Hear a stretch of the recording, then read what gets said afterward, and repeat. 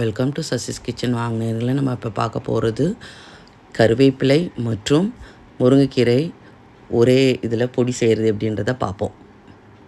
அதுக்கு தேவையான பொருட்கள்: தனியா 1 ஸ்பூனு, சீரகம் 1 ஸ்பூனு, மிளகு, பூண்டு தேவைக்கேற்ப ஒரு 6-7 வரமிளகா, புளி, கடலப்பருப்பு, சிறுபருப்பு, உடைச்ச கடலை, துவரம்பருப்பு, உளுந்து எல்லாம் ஒரு கப்பு. சிறுபருப்பு கொஞ்சமாக போட்டுக்கோங்க.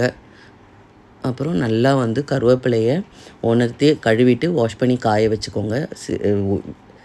முருங்கைக்கீரையும் அதே மாதிரி தான். அதுக்கப்புறம் ட்ரை ரோஸ்ட் பண்ணிவிடுங்க. ரெண்டுத்தையும் நல்லா கிறிஸ்பினஸ் வர அளவுக்கு கையை எடுத்தால் உடைக்கிற மாதிரி இருக்கணும். அந்தளவுக்கு ட்ரை ரோஸ்ட் பண்ணிடுங்க. அதே மாதிரி அதை எடுத்து ஆற வச்சிட்டதுக்கப்புறம் நான் காட்டின எல்லா பருப்பையும் போட்டு நல்லா ட்ரை ரோஸ்ட் பண்ணிக்கோங்க கிறிஸ்பினஸ்ஸாக.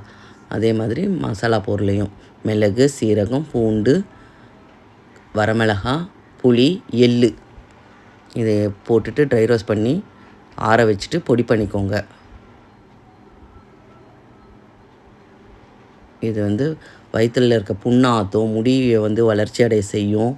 ரொம்ப உடம்புக்கு நல்லது. பயன்படுத்தி பாருங்கள். லைக் பண்ணுங்கள், ஷேர் பண்ணுங்கள்.